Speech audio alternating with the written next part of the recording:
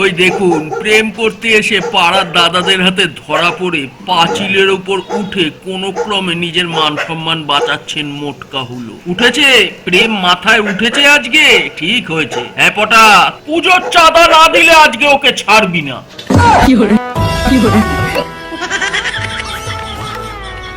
পুরানো একজন আবার নতুন দুটি বাচ্চা নিয়ে এসেছে।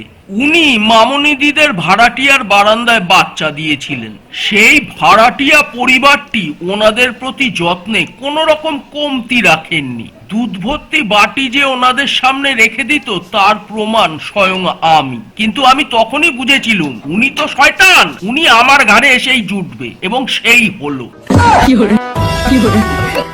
হঠাৎই ওনারা আজব এক খেলায় মেতে উঠলেন। পোদের গন্ধ শুকে বলতে হবে কে দুপুরবেলা কি খেয়েছে। আমি বললুম এসব বাজে কথা, যে যত ভালো খাওয়ারই খাক, প্রত্যেকের পোদ দিয়ে গুয়ের গন্ধই বেরোবে।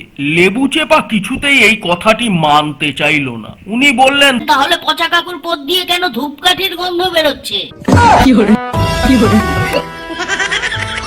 সকালে মাছের বাজারে গিয়ে দেখলুম উনি গোমরা মুখে একটি দোকানের সামনে বসে রয়েছেন। আমি বললুম ব্যাপার কি। ওনাকে নাকি বাড়ি থেকে লোটে মাছ কিনতে পাঠিয়েছে, কিন্তু ওনার পছন্দ রুই মাছ, তাই এখানে গোত্তা মেরে বসে রাগ দেখাচ্ছেন। কি অবস্থা, চারিদিকে জল থই থই। লালটু যে একটু হাঁকবে তার পর্যন্ত জো নেই। ড্রেনের ময়লা সব রাস্তায় উঠে এসেছে। অনেকক্ষণ ধরে চেষ্টা করেও বেচারি একটু হাগার জায়গা জোগাড় করতে পারছে না। এই তুমি কে? তুমি কেন আমাদের পাড়ায় এসছো? গোপন সূত্রে একটি গোপন অপরাধের খবর পেয়ে আমি তৎক্ষণাৎ সেইখানে পৌঁছই। এখানে শুতে বারণ করেছি না?